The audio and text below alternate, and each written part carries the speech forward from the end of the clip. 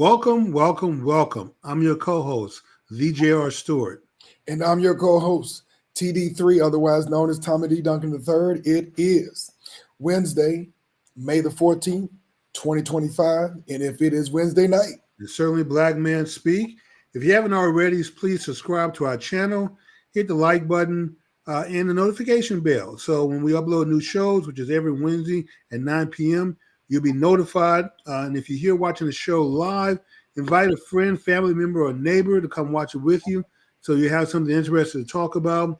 We're going to give a shout out to Count Basie for providing our theme music and to Forest Films in our own studio, providing our virtual studio so we can do what we do best, which is bring you leading edge information about the Black community to social media.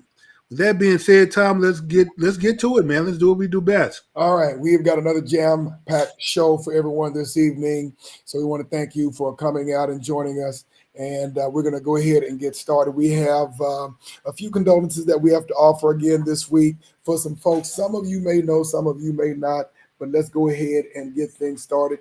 First, we would like to announce the passing of a new ancestor, Koyo Koa, one of the art world's leading figures and a fierce advocate of African creatives who recently became an ancestor at the tender age of 57 on May the 10th. Wow. The Cameroonian-born curator, Koa was at the height of her career. She was due to become the first African woman to lead next year's Venice Biennale, one of the world's most prestigious contemporary art events. She is believed to have possibly died of cancer. However, the final details of the autopsy have yet to be released. Koa was born in Cameroon in 1967, a Central African country with a very rich artistic heritage. She grew up in the country's largest city, Douala, before moving to Switzerland at the age of 13. There she studied business administration and banking. However, in a pivotal moment, chose not to pursue finance as a career. Rather than building her career in business, she assisted migrant women as a social worker and began to immerse herself into the world of art.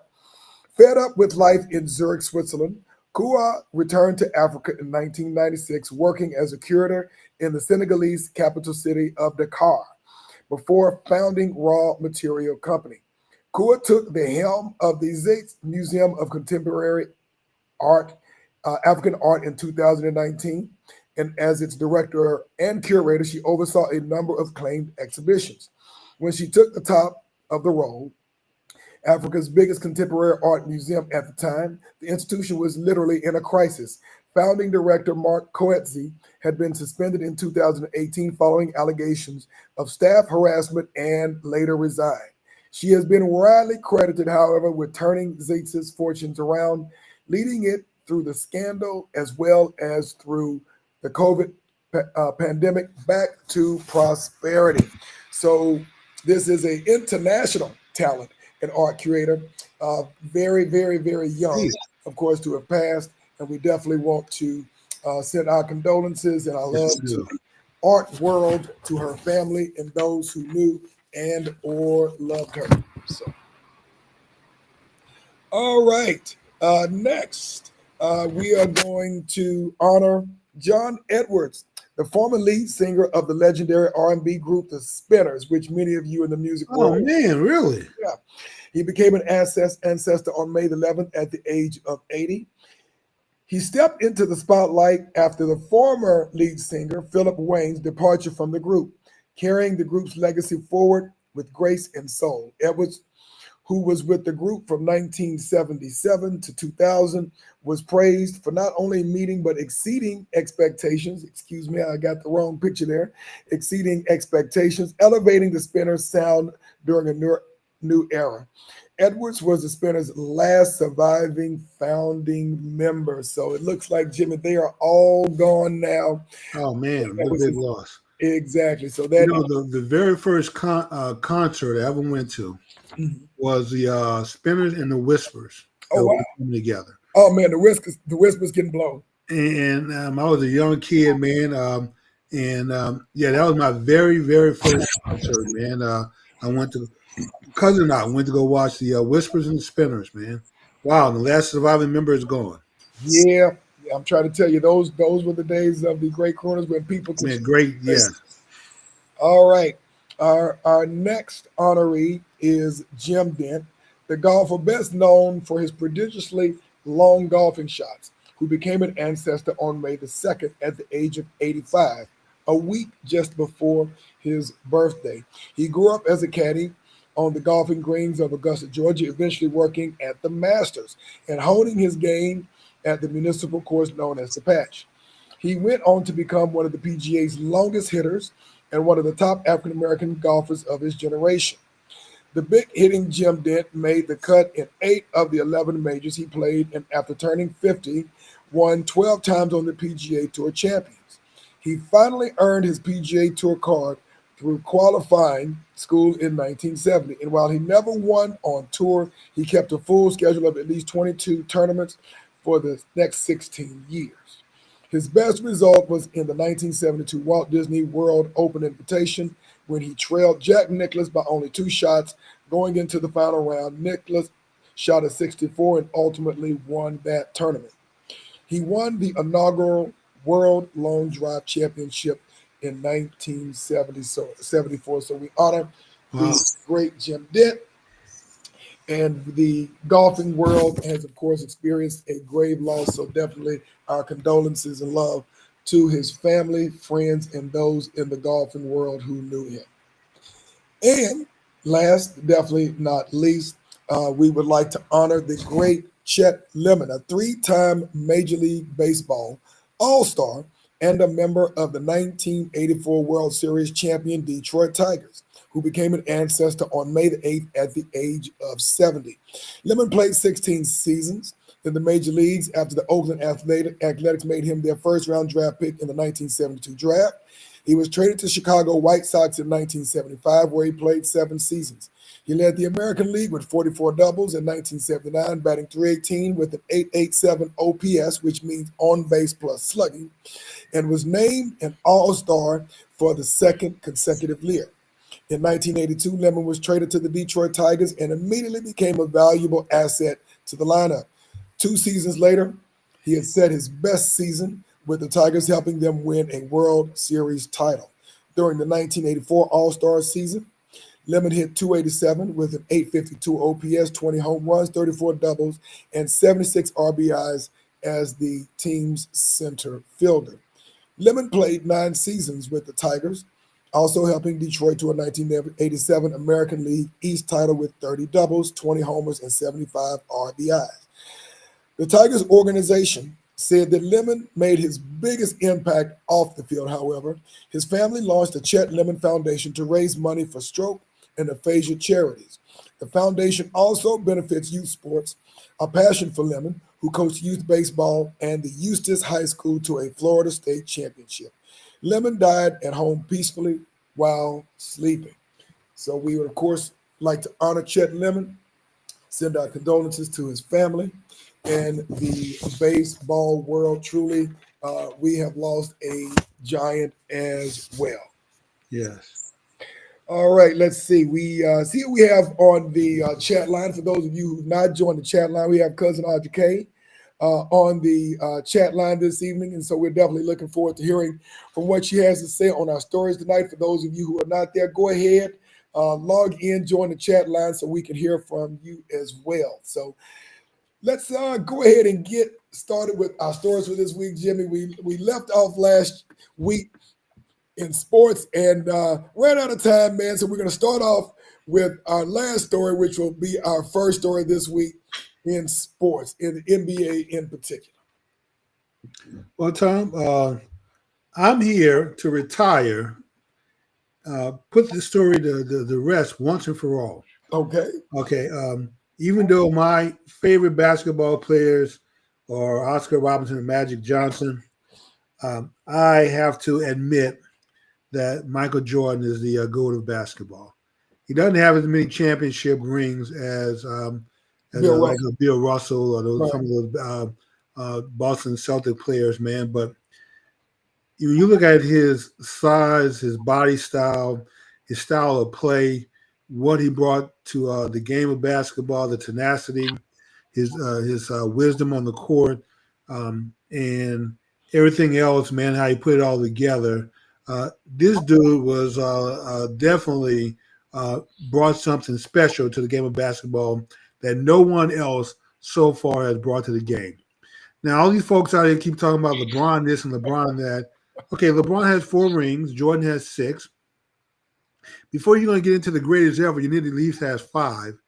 But Tom, after this showing in the playoff this year, him and his Lakers getting booted in a convincing way in the very first round, and only could manage to win one game. Tom, A gentleman's sweep.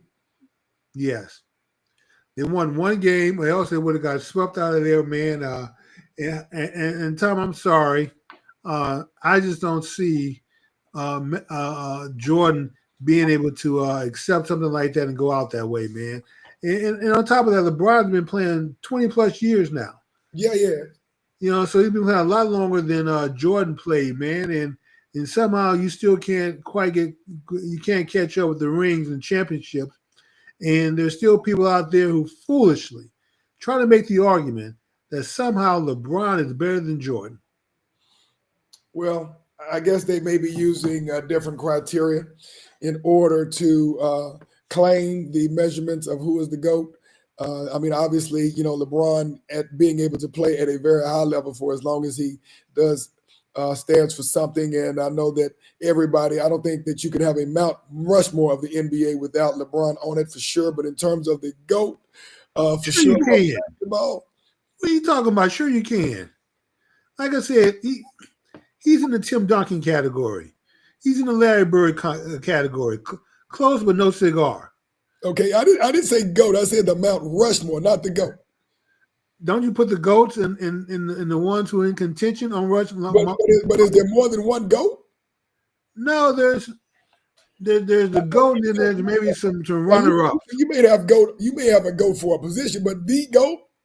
Yeah, you'd have like Jordan. You could have Bill Russell on there. Okay, you can start making some arguments about maybe 2 or 3 more that maybe deserve to be in that conversation. Okay, so there's more than one GOAT, is what you're saying. I'm saying that there's the GOAT. Okay, and there's some runner-ups. Okay. That you put on the Mount Rushmore of basketball, but I don't know if Jordan. If I had to pick out 4 or 5 players, I don't know if Jordan will make it if it was left up to Jordan? me. I'm sorry, LeBron. I don't know if LeBron would make it. Who would your Mount Rushmore of me? Or who would your Mount if they are the so if we're saying that MJ is the GOAT, but you had a Mount Rushmore, who would those folks be? But you have to put Bill Russell in there. Absolutely, 11 rings. And because of my bias, I would throw in Magic. Mm-hmm. And then some arguments can be made about some of the other Tim Duncan, Boston players, or even Laker players, or Kareem for that. Or Kareem, you can make an argument for Kareem. But those 3 would definitely be my 3.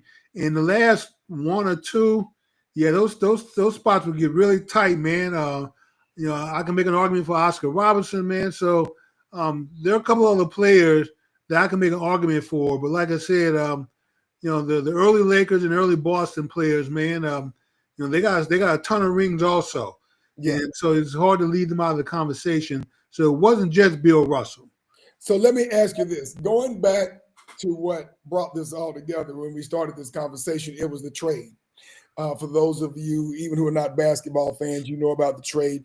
The Dallas Mavericks ended up trading Luka Doncic to the Lakers for AD and I think a pick maybe. And when you consider that they got drop kicked in the first round, do you point at LeBron? Do you point at Luka? Do you point at JJ Redick? Primarily for getting drop kicked in the first round. Tom, I think, if AD had stayed healthy, if Kyrie hadn't gotten hurt. Now we're talking about the Lakers. We're talking about the Lakers. We would have been looking at this totally different. So here's the deal. We know AD can give you 20 to 24 points a game. Agreed. Christie can give you 10 to 20 points a game, generally around 15 points a game. So together, they're good for about 40 points. AD can also rebound, block shots. Christie can give you steals and run the fast break. When you add that up and you compare what we gave up in exchange for Luka, we, outside of the health issue, we may have come out on the plus side of that trade. What did the Lakers get in return? They got a 30-plus scorer who doesn't play defense, doesn't really rebound. No, you're not going to get a lot of assists out of him. And he's going to be arguing with the ref and putting your team in a 4-on-5 situation a lot of times more often than not. Agreed. So that's what you get with Luka. And he's coming into camp every year, Tom. He comes in overweight. This is the heaviest he's been, and the Mavericks have been on him about his weight. It's not like people like LeBron who do a great job with his health. You look at young up-and-coming players like Anthony Edwards and SGA, man. These guys are chiseled. They're in shape. Most basketball players are conditioning is outstanding. You have a few players, man, who are around really chiseled, kind of on the bulky side, and still do great, like a Jokic, man. But for the most part, most basketball players are chiseled, and then Luka comes out there looking like Doughboy. The problem with that is that eventually carrying that extra weight is going to catch up with you. You're going to start having injuries. You're going to start missing a bunch of games, which they already started. It already missed more games, like 30-plus games this year, and that was not going to that was getting ready to be the norm if he didn't change. And the Mavericks have been on him about his weight and conditioning for years. So, and then on top of that, he's looking at a $350 million guaranteed paycheck, Tom, if he had stayed with the Mavericks. As GM and owner, would you really want to chance $350 million on a guy who's looking to be hurt, injured, and may not be back to his former self? Would you really roll the dice on that? And or they just said go ahead no. and trade him? And they said no. And most of the Mavericks fans were pissed to the highest of festivity. But getting back to the question, who do you point to most on the Lakers' first round exit? JJ LeBron. JJ, That's his team. So not Luka, not JJ Redick. No, LeBron. He made no adjustments. Well, he played the hand that he was dealt, Tom. Everybody keeps talking about, well, he should have subbed more. He should have went down to his bench. You got to have some players on that bench that can play in order to do that. But Jimmy, you've always said everybody in the NBA can actually play some basketball. They can't play some basketball. But if your bench can't outplay the other team's bench, then you may be better off staying with your starters. And that's all J.J. Redick was saying, is that our bench is not very good. We're not very athletic. We're not very tall. That we need to get taller and more athletic, play better defense, and have some guys that are coming off the bench. Like, for instance, who's coming off the Lakers bench that's competing for a Sixth Man of the Year? Nobody. So you only have a guy, you don't have one guy that can come off the bench that when you rest your starters that can keep you in the game, score some points until you put your starters back in. So LeBron took a back seat to Luka, who can get you 35 to 40 points. So how is it LeBron's fault? Because how did he take a back seat? He took a back seat to Luka. Explain the back seat part to me. You know what? He decided it's not going to go through me. I'm not going to try to be the central scorer. I'm not going to try to take over the game. You know, this is the new face in town. This is the future of the team. So you know what? I'm going to get my points, but I'm not going to try to be the hub. Tom, LeBron's a very smart guy. He's very basketball savvy. Yes, he is. LeBron sees the writing on the wall that even though they did surge when Luka got there, they won a bunch of games. Got back in the number 2, number 3 spot overall. But LeBron knows that they were not going to go very far. So it's best to start planning your exit. Before you walk through the door, you need to figure out which door you're going to exit out of first. And LeBron had already figured out his exit, which is, I'm going to dump this on Luka. This is the perfect person to take the heat off of me, because if this doesn't work out well, then I got him to be the fall guy. If it does work out well, I can always pound my chest, and talk about what I did. But I need to do just enough to stay in the conversation. But in the event that it goes south, I'm gonna say that I opened the door for Luka, and it's his team now. So otherwise, he was being a savvy politician. Yes, and plus, this may be LeBron's last year with the Lakers. I don't know if they're going to keep paying him $50 million for the results he's getting. His production is down. I mean, he's still a good player. He's not MVP player anymore, No. Tom. All right. Well, let's go ahead and move forward with our stories, and we'll see if we can get to some playoff if we have time towards the end of the show. Let's go ahead and start off with our stories for the day. First, we'd like to give some acknowledgement to the city of Omaha, Nebraska's first elected African-American mayor, John Ewing, who recently won against three-term Republican Mayor Gene Stothert in a race that has attracted attention far beyond its limits. The incumbent mayor conceded the race, ending over a decade of Republican leadership in a blue-leaning area of the otherwise solidly red state of Nebraska. Though an officially nonpartisan race, the matchup took on a heavily partisan tone towards the tail end, acting as a possible bellwether for the 2026 midterm elections. Ewing was Douglas County's treasurer and a former police officer, minister, and adjunct professor. He will become the first African-American mayor of the state's largest city, which is home to nearly a quarter of all Nebraskans. And so now Omaha has its first African-American mayor, male or female. So congratulations. I guess we're still hitting first in 2025, Jim. Tom, it's been many years since I've been in Omaha, Nebraska. Outside of some places like Idaho and a few other places I can think of, upstate New York, man, it's fairly white. I'm telling you.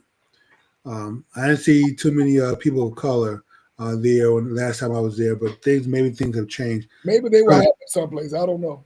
I hope this puts to rest, Tom, this nonsense about we have to juryman and rig districts for Black people to get elected. You don't.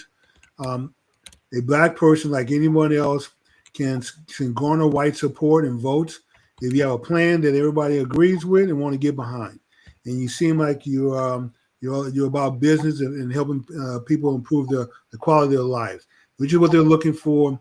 Regardless whether you're white, Black, red, or brown, it doesn't matter to a lot of people. So this is a good move, not for the sake of Blackness, but it also just goes to bear out that we need to get past. The only way we're going to get past the race problem, Tom, is to get past it and stop believing that there's a racial element in every aspect of our lives. There are some racial elements still out there, but not every place, as evident by the fact that Omaha, Nebraska, probably one of the whitest places of big cities in Nebraska, just elected a Black mayor. Well, Democrat Black mayor on top of that, in the Republican area. Omaha is probably more Black than some of the other players in Nebraska. But Has things changed? Well, I would say I haven't been there in about 30 years. If you go to the rural areas of Nebraska, I don't think it gets more Black when you get to the rural areas of Nebraska, is what I'm saying. And for what it's worth, this is probably more of a partisan decision more so than anything else, but definitely congratulations to Ewing for being its first mayor, and we will see what happens. We'll see what happens. Congratulations. All right, let's go to our next story. Next story. We've been following several different pieces of legislation throughout the state of Texas, and here's another one that's something I find pretty interesting. There's a Texas State House recently advanced a bill this week that would potentially expand the conditions eligible for the state's medical marijuana program, including chronic pain and Crohn's disease, and allow for prescribed smokable products to be sold by prescription. House Bill 46, introduced by Representative Ken King, would allow patients in the state's medical marijuana program to use products like cannabis patches, lotions, and prescribed inhalers and vaping devices. The House approved the bill 122 to 21, advancing now to the Senate.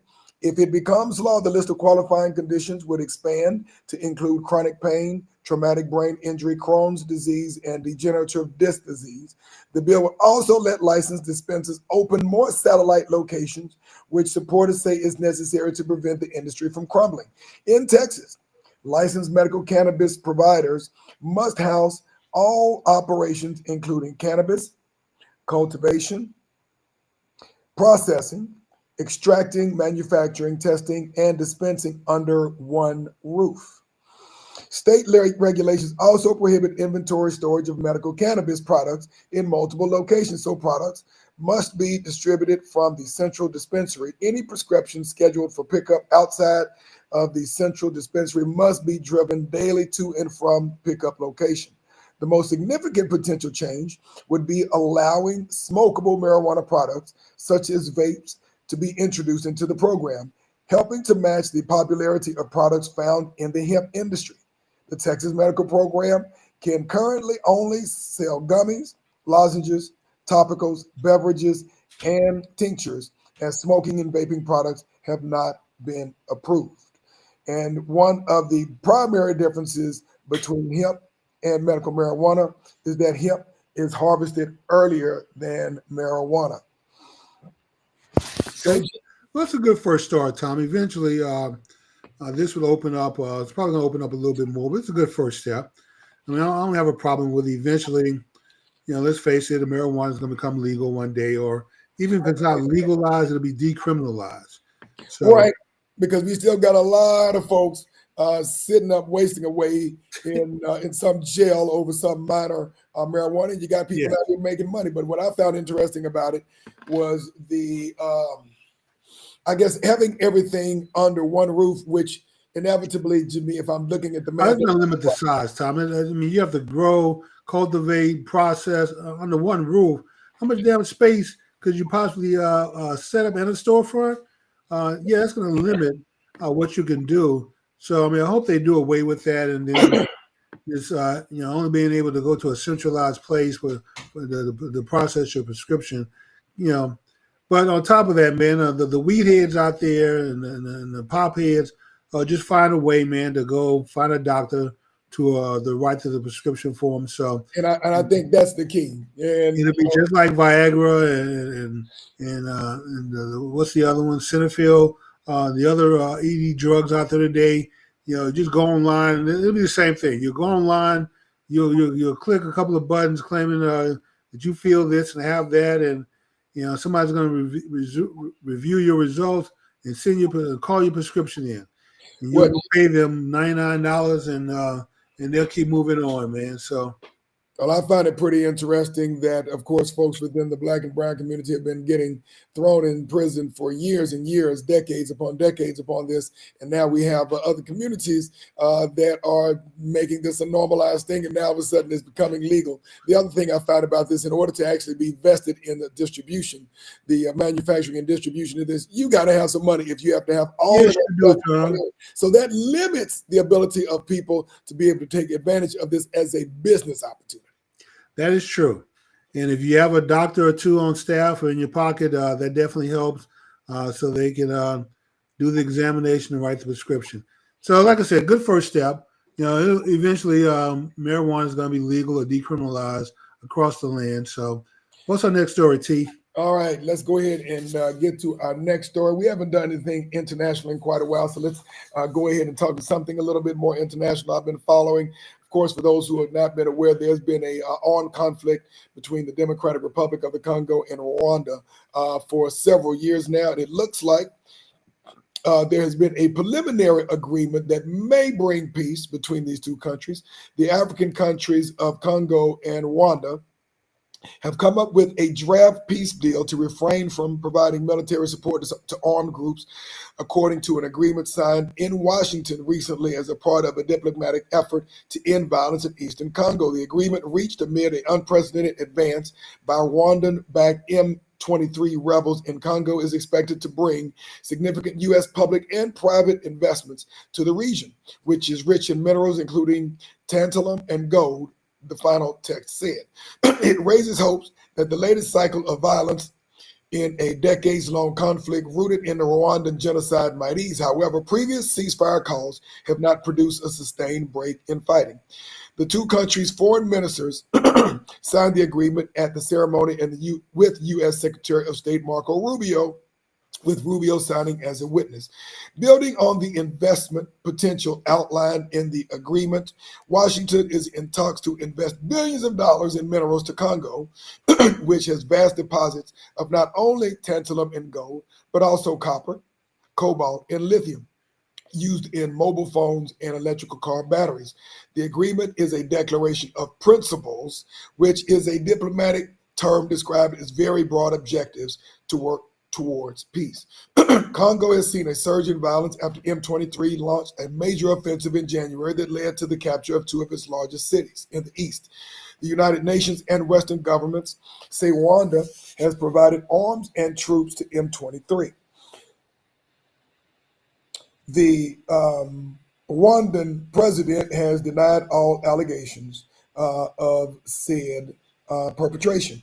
Qatar, in March, brokered a surprise sit-down between the Congolese President Felix Tshisekedi and his Rwandan counterpart, Paul Kagame, during which the two leaders called for a ceasefire. In addition to talks between the Congo and M23, also brokered by Qatar. Washington wants greater access to the minerals, of course, that are currently exploited predominantly by China at the current time and its mining companies. The State Department has said the U.S. is interested in a deal and expects any agreement to involve private sector partners. Okay, Tom. So here we are again, where African countries are being snookered into these deals. First of all, it's a shame that there's not one boundary, not one line on the map that was defined by Black people. The whole continent of Africa was carved up by Europeans who've decided what your country was going to be, generally what your name was going to be. And Tom, as far as who your friends and enemies are, the Europeans kind of decide that for you also. It's not like these people actually, what is the beef for African countries who are all struggling, trying to come up? What's the advantage of going to war with anybody? You know, the Boy Scouts, for example. What's the advantage? You need to focus on education, on civil projects, transportation, education, and developing the improving the quality of life for you and your people. You don't have time to be buying weapons, to be putting armies together, to putting the military together, buying expensive hardware. You don't have time to be fighting anybody. The Europeans, white folks, which I know Farrakhan called the devil, but all to them it's just a business opportunity. You know, keep you fighting, help out one side, exploit your resources, but Tom, keeping you where you're not focused on the most important thing, which is improving the quality of life. You know, so going over there with a fake peace deal. I mean, okay, it's great, but I'm not sure why you were fighting to start with. Neither one of y'all can afford to be fighting anybody. Well, the reality of it is, in a lot of cases, just like in other parts of the country, whether it be Africa or the Caribbean, a lot of the unrest that we find in most African countries and in the Caribbean, including Haiti, which we've covered, is actually initiated and maintained by the Western powers in order to make sure that they become stabilized, don't have strong leadership, and therefore they can maintain carte blanche access to minerals, which means wealth for the Western countries. The same reason that the French was kicked out of the West African Sahel states. The French has continually made sure that they've kept unrest and distraction between the African countries. That's how they do it, Tom. So they can maintain fighting with your neighbors or they exploit you. So, exactly. And so the reality of it is, unfortunately, is that, it's not always their fault, even though they may be maintaining with it. But a lot of this unrest, a lot of this violence, a lot of this war has been perpetrated behind the scenes by Western countries. And it's only about making sure that they have power and control over the resources that they want access to. But Tom, that's why you gotta be careful with when you crawl in the bed with the devil, because you may get burned. So, not to say that all European powers and white people are bad, but their collective interests may not benefit your interests. And usually it never has. I mean, how did it work out to the indigenous Americans? How did it work out to the Indians in what we call India? How did it work out for the Africans? It never has. So when Farrakhan calls white people the devil, what he's really trying to say is that their collective interests tend to benefit them. They operate in their own best interest. Only. But that's why we need to be focused on operating in our own best interest also, without apology. We start talking about, when people talk like me, everybody gets really quiet, start whispering. Like, you can't say this around white people, you can't say this in mixed company. Well, why not? Everyone operates to their benefit, and there's nothing wrong for group survival for us to do the same. There's nothing wrong with it, Jimmy, except that, when more than two black folks get together at the water cooler, then they start talking about it's an NAACP meeting because they get very fragile, when they see more than a couple of other folks who don't look like them getting together. And the reality of it is, there was an album that came out when I think we were in college, Jimmy, called "Fear of a Black Planet" by not NWA, but who do we think about? "Fear of a Black Planet"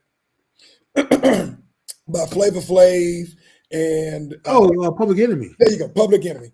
"Fear of a Black Planet." And what the threat is for most Western countries is that for Africans to be organized and to actually work towards their self-interest. And the reason why that is a very distressing thing for most of the Western powers is because it will absolutely disrupt and reverse everything that has kept. So it doesn't matter whose comfort level is a challenge by what you're doing. The point is you need to do it. So we need to stop worrying about the European comfort level, white Republicans comfort level, how people are going to respond. We have things that we need to do for our group survival. So we just have to go do it without apologies. Other people don't apologize for what they're doing. When Africa was being raped and pillaged, who apologized for it? Even nobody, and they still don't get their African treasures back from the European powers who have stored and collected it. Nobody's apologized for that. Nobody cares about it. So they politicize it, Jimmy, to make it look legal. So once again, Tom, we have a lot of things that we have to do. We just have to do it and stop apologizing, stop worrying about what other people are going to think. We just have to do it. There's no excuse. We got to stop making excuses for why we can't do something and just do it. What's our next story? All right, Jimmy, let's go ahead and go to our next story. And I think, Jimmy, I know that you had sent this. We have a video that's going to be coming up, or that we're going to talk about if it's not coming up as well after our next story. But we'll just talk about it. I don't know if we have the rights to replay it, but okay, good deal. In that case, let's go to our next story. A interesting study finds that most Americans lack income for basic living expenses. Shit, we didn't tell them. A recent study of the Ludwig Institute of Shared Economic Prosperity, aka LESEP, indicates that a significant portion of American households are unable to meet financial requirements for a basic standard of living. This assessment goes beyond traditional measures like food, clothing, and shelter into factors such as access to technology, education, healthcare, and childcare, which of course are all essential. This index provides a comprehensive view of American economic well-being, suggesting that conventional indicators like GDP and unemployment rates don't fully capture financial challenges of American families. According to the study, the bottom 60% of U.S. households are falling short of the income needed to achieve a minimum quality of life. In 2023, households in this segment earned an average of $38,000 annually. However, LICEP estimates that an income of $67,000 is actually necessary to afford the items and services included in their index, which encompasses professional attire and basic leisure activities. Gene Ludwig, chairman of LICEP, emphasized the concerning nature of these findings, stating that the middle class has been declining. The study suggests that while headline economic indicators may portray a thriving economy, they often fail to reflect the lived experiences of many American families. From 2001 to 2023, the cost of affording what amounts to a basic level of economic security has doubled. Housing and healthcare costs have surged, while the amount of living savings required to attend an in-state public university has soared 122%. While median earnings for the bottom 60% of income earners fell 4% over the same span when adjusted for the cost of goods. The gap between how much low-income families earn and how much they need to afford a minimum cost of living is expected to keep widening based upon the study's research. Jimmy, what are your thoughts given this to the risk to the working and middle class? Yeah, Tom, the system now is designed for the poor to get poorer and the rich to get richer. So you got to decide which side you're going to be on. Either you're someone providing goods and services to make money, or you're working for someone and hoping that you're able to keep your job and pay for the quality of life. But we need to, when we talk about economic conditions on this show all the time and what collectively as Black folks in America need to do and should be doing more of. And the outline, if you read any of the Thomas Sowell's books, he has one called Ethnic, I believe, Yep. where he talks about how other groups came to America, and they all had a pattern. They started with school, churches, local businesses, the political route, and then they expanded out to the business and large business. They follow the same pattern. You see every group, the Chinese, the Italians, other groups have come to America following the same process, providing jobs and opportunity for the people as they came. The Asians still do that. The largest group of illegal immigrants in America is not Latinos, it's Asians. But you know what? No one cares about the Asians being here illegally because their kids mess up the grading curve in the schools and overachieve, and they find a way to put their people to work. They're not out here with their flags waving, protesting. Tom, they keep a very low profile. They don't break the law, as best I can tell.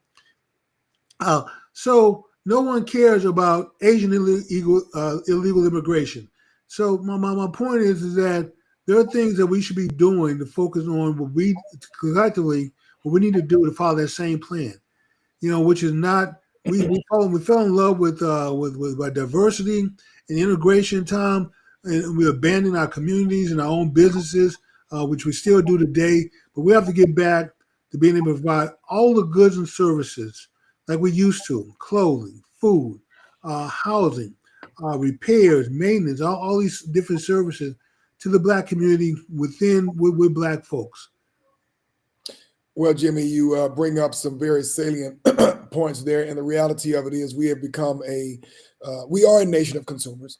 2/3 of the gross domestic product is driven by consumer consumption, or basically buying products and services from larger companies who represent, the 1%, or probably the 1/10 of 1%. And the reality of it is, Jimmy, is that, those within our community are probably the most egregious culprits of being consumers, Jimmy. So, our grandparents and our great grandparents were producers, but the majority of them were on farms. They raised crops, and they leveraged, what they took from being enslaved, chattel slavery, and started building farms and producing for themselves. And, of course, over the years, even with hardship, losing a lot of land or literally having the land illegally taken from them, they still had their own communities. They built their own economies. They bartered with each other. I remember my grandparents and great grandparents doing the same thing in a small rural town in West Texas. But the reality of it is, as we have become more urban, as we have become more dependent on jobs, Jimmy, we have lost a great deal of those advantages. And I would agree with you. We have to become consumers of our own production, because we don't control the majority of the employment of our own community. We don't, to our point in earlier discussions, we don't bounce our dollar even once within our community. And the reality of it is, until we become producers and entrepreneurs, we will not be able to answer this question. And keep in mind, Tom, that a few years ago, the government settled on a $2 billion settlement with Black farmers with the former administration. I don't know if any of that money's been doled out. I try to pay attention to some of these things to see. I know the billions that Biden promised Africa never got paid out. So I'm dubious as to whether the Black farmers got anything.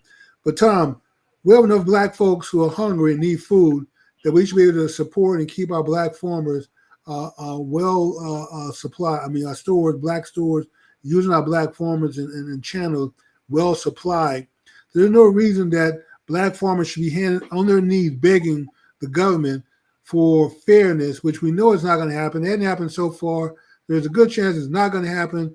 So let's find some other ways to provide jobs for ourselves, provide food for ourselves, and do for ourselves. We have the resources. Tom, we got almost $2 trillion at our discretion. I'm sure God is in heaven looking down, saying, "You folks keep crying for freedom and talking about the man got his boot on your back and neck. I gave you $2 trillion. Why don't you go free yourself?" So we got to have that mindset, Tom, that we got to take our resources and start doing for ourselves, and we can't be ashamed to have that conversation. I don't care who's listening. Well, I would say this much when it comes to the farming community. One thing I do know about farming, not personally, but through study, is that it requires a lot of money in terms of, most farmers are in a great deal of debt. Most of that debt Yeah. comes from the government. And then there is an unequal distribution of that financial infrastructure that are provided to Black farmers as opposed to farmers from other cultures. And the reality of it is that that is a real thing when it comes to being able to provide nutrition for your own community. And so, one of the areas that we're going to have to become a lot more disciplined at is where we are investing our money. There's an old saying, every dollar spent is a political statement made. We have to become more disciplined as to where we put our money. Well, Tom, we've often heard about farmers who are large ones who are paid not to grow food. Agreed. I have yet to hear one Black farmer say that they've gotten a check not to grow something or raise something. So that's because they don't get those types of privileges. Yeah, like they say in South Dallas, now one has gotten a check not to grow something. I guess the county, state, of the federal government forgot to knock on their door and give them. I guess so. Yeah, so we need to be able to create our own little food distribution centers, i.e., stores, and go to our farmers and let them. Yeah, hey, if you plant corn and greens and other crops, I will buy up every bit of it when it comes to harvest time. So you don't have to worry about trying to get a check not to grow something. We have guaranteed sales. So maybe with that guarantee, you could use that to borrow some against that when the bank know that you have guaranteed revenue coming in. So, but anyway, Tom, what is our next story? Because the last one's probably going to be the most interesting. Well, that's probably it then, because we have other than being able to speak to where we are. The video. Yeah, that's the video. That's our last story. Okay, so we get into that, or you say we got to it? That's where we're at now. Okay. Well, I do have a comment on the video itself. And if we could make sure that we give our audience some context, since we don't have the video available to show. Yeah. So this, I don't know if he's a preacher or just a public speaker. He's one of the ministers within the Nation of Islam. Oh, is he? Okay. Yeah. So he's pointing out how basically it's the same thing like what we were talking about with Africa. African people didn't name Africa Africa. African people did not come together to decide the borders and carve Africa up into regions. I mean, hell, they were just a bunch of tribes out in Africa enjoying the resources, getting along, not getting along, but still the land was the land until the Europeans came along and time decided to organize it for them. And it's the same thing here with Black people. Black folks in America are the most genetic, gifted, and diverse people on this planet. And white people are probably second most in America. We have a rich diversity which allows us to develop in a lot of different ways. And as you're genetically superior to people, you need to behave that way. There's a reason why a lot of our young kids who don't know they're not supposed to exceed, get perfect LSAT scores, MSAT scores, get perfect SAT scores. Even when the family is homeless, this young girl didn't know she was supposed to graduate top of her class. Tom, there are a lot of young people doing wonderful things because they don't know they're not supposed to do these things. But we've been brainwashed in this country where we're told that entertainment is an option for us. So if you can sing, you can dance, we'll give you a shot. We'll let you make some money, but hey, we'll loan it to you as an advance, and then we'll take it all back when the record sales come in. And in the end, if you didn't save well, invest well, you're going to end up penniless. Or we'll let you advance in sports. You'll make a lot of money, but we know how that goes, Tom. A few years after they leave professional sports, a lot of these players are bankrupt, are broke. So, and then death. That was the other thing. They'll let you form all the gangs that you want. Drive them down the street, doing drive-bys, shoot people up, as long as you're shooting your people up. Now, you can't go to Howland Hills. You can't go to the north part of Chicago doing a drive-by shooting at white people or white kids on their way to school. That's not going to happen. But if you're on the south side or the east side of the tracks, then of course you can do this. So entertainment, sports and death is our avenues and channels, Tom. And we are, a lot of times our kids don't understand and don't know because we can't even talk about this. You are, if you're a black person in America, hear my words. I'm not mixing this. I'm not holding anything back. If you want to play this video later on and try to embarrass me, you can, because I stand by what I'm doing to say. Black people in America are God's people. You are the most genetically gifted people on this planet. You are supposed to go out and do great things. There's a reason why Africans left the continent of Africa to populate the world, because they understood it made the world better. That's part of what we do. If you're a black person in America and you go mix with anybody around the world, then you've just improved the gene pool for the offspring that's in the generations to come. So as being genetically gifted people, the most superior genetically people on this planet, you're supposed to go out and do great things, Tom. This is what we're doing, how we've been conditioned is a shame. So we allow the Europeans to do this to Africa, and some African countries are trying to fight back and stand up for themselves. But Tom, we need to have that same initiative here. Stop allowing other people to define your lane for you. Death, entertainment, and sports is not the only. White kids can go play sports, and they look at the principles of it, the camaraderie, the team building. But then they go off to school, Tom, and they go do other things. They're not necessarily focused on trying to get my kid into the NBA or the NFL, to professional sports, like we do. And we know that only 1/10 of 1% are going to make it to the NFL or make it to professional sports. That is not. You're better off sending your kids to the school to be toenail clippers than trying to make it into the professional sports. It is very hard. You'll be very gifted. Well, Jimmy, at the end of the day, you are correct. When we look at the origin of humanity, we understand that began in Africa, and that's not just from studies we did, but that's studies that, of course, Louis Leakey in his archaeology and excavation has found. And so, it's white folks who have proclaimed that black people were the first people on earth. And of course, we expanded out from there. And of course, because of geographical differences, you have changes in coloration, et cetera. But the reality of it is, one of the challenges that we have is the intellectual and the emotional colonization of people of color. And that has been done primarily through the colonization and the commercialization of worship. And when I say worship, I mean their belief in God. And the reality of it is, in a lot of cases, communities are controlled through their worship. When you look at, talking about the white Jesus. Exactly. Not just the white Jesus, but the scripture and how it's used. White God, the white prophets. Exactly. Everybody in the Bible is white for African, Middle Eastern region. Exactly. When you look at what the pastors, even during the enslavement of Africans, of course, this was after the divide and conquer of Africa, were forced to preach to people in their church.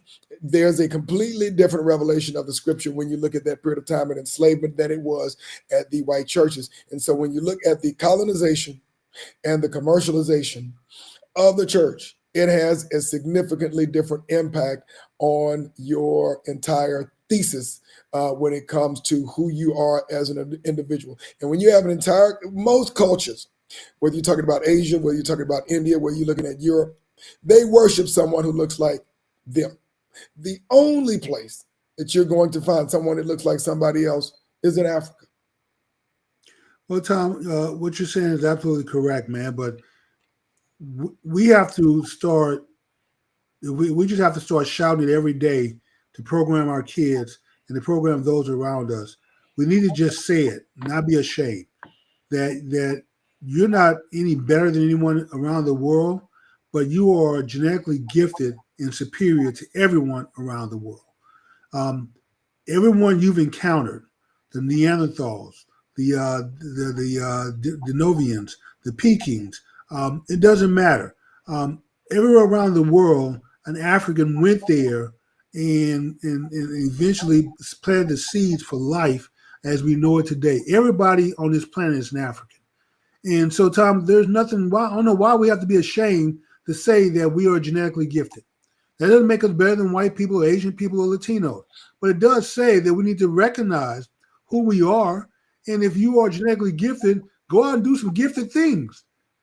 Don't let those genes go to waste. sitting around playing dominoes and cards and bid whist and spades.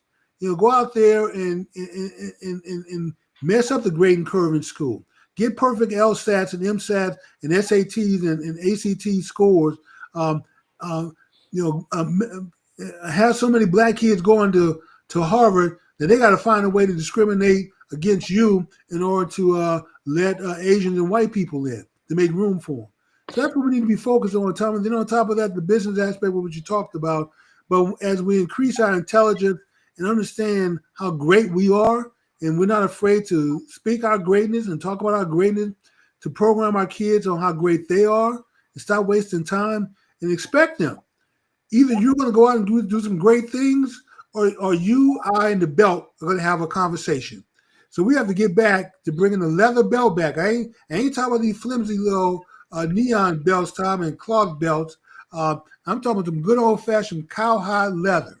So if we got to have that conversation, then so be it. But I expect you to go to school and do great things, go to college and do great things, and to go on in life and do great things because God genetically gave you all the gifts you need. You are the most genetically diverse individual on this planet. So use that genetic diversity to do great things. And if you're not doing it, Tom, it's just a waste. And I'm not apologizing for any of it. So like I said, you want to play this video back and my confirmation or something? Yes, I said it. Black people in America are genetically the most superior on this planet. Well, I would say this. Whichever direction you're leaning on this, I think the key to all of this is being able to control your own destiny. When I say being able to control your own destiny, you should be able to feed, clothe, and house your own. You should be the primary employer of your own people. You should be building your own institutions and also controlling your institutions. So it's not good enough to be able to build them with your hands, but to be able to control them with your own political and economic resources. Because when somebody else is controlling your institutions, ultimately they're going to control you. And when I speak to that, I'm talking about banking institutions. I'm talking about educational institutions, including HBCUs. I'm talking about employment. If you don't control those, you don't control your destiny. If you don't control your destiny, you don't control your future. And to your point, Jimmy, it even comes to controlling the content in the books that your children are reading on a day-to-day basis in order to establish. I think it was 1 month. I think it was February. I think it was Harriet Tubman, Frederick Douglass on the slavery side, and then you get Martin Luther King, and you may get a Malcolm X, but a radical Malcolm X, not a good positive Malcolm X. You get the radical Malcolm, and that's your 1 month, and that's it. The rest of your education. And that was also controlled by someone else because someone else defined that month as Black History Month, not you. To your point, that's why education needs to come back into the house. You are ultimately responsible for educating your kids, not the schools. Until you can take over the schools and get more diversity there, then you need to make sure that your kids are still properly educated with Black history, if you're a Black person, by doing it yourself. I would agree with that. Education does start at home, Jimmy, and the reality of it is we do have to be ultimately responsible for that. So with that being said, Jimmy, we are just about out of time. Yeah, let's do you still got a playoff picture? Yeah, right now. Let's get our prediction in real quick. All right, good deal. So we've got, what we do know is the Indiana Pacers have already beaten the number 1 Eastern Conference team, the Cleveland Cavaliers. They took out Boston? Exactly. So, the Pacers beat the Cleveland Cavaliers. Yes, they did. Who are waiting now for the winner of the Celtics-Knicks series. The Celtics just won the night, so the Knicks are now up 3-2. They were up 3-1. The Knicks won the night, so they're up 3-2. And so I think they play their next game on Friday. So wait a minute. Has Boston been eliminated, or are they still? No. Boston just won their game tonight, so now they're only down 2-3. Yeah, it's going to be hard trying to win 3 straight, Tom. So I would agree. So the Pacers are waiting on the winner of the Knicks Celtics game. Now, just imagine this: what would have happened if the Mavericks had kept Jalen Brunson? Oh man, that dude's a stud. Okay, I mean, he has single-handedly, when they need scoring, they need to be in the game, need a basket man. That dude comes. Most times he delivers. Yeah. I mean, getting rid of Bronson, man. You talking about getting rid of Luka was a bad trade. No, Bronson may be the biggest asset you ever gave away. I got you. Next, in the Western Conference, you have the Minnesota Timberwolves, who are up 3-1 on the Golden State Warriors, who are playing right now. So we'll see what happens. Of course, the Golden State Warriors are without Stephon Curry, so that's going to be an extremely high hill to overcome. So it looks like it's going to be the Minnesota Timberwolves, but it's not over with yet. And then the Oklahoma City Thunder just beat the Denver Nuggets yesterday, so now they are up 3-2. 3-2, yes.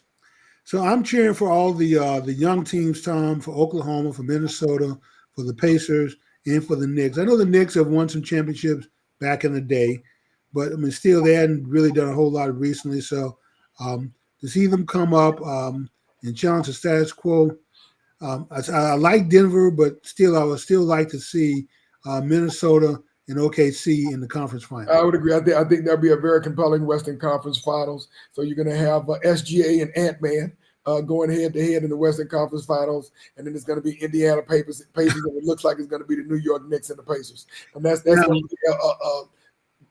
to be one, because the Indiana Pacers are no joke. If Oklahoma makes it to the finals, here's my prediction, Tom. Okay. SGA is going to win MVP.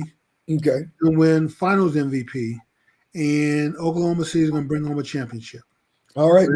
They'll have the trifecta, the hat trick. All right. We will definitely find out. All right, folks, that is our show for this evening. We want to thank everyone for joining us. Make sure, of course, that if you have not done so already, you subscribe. Make sure that you've liked this show and share it with somebody else so they can have the great content. Of course, join us next week, Jimmy, because if it's Wednesday night, it's Black Man Speak. Good night, everyone.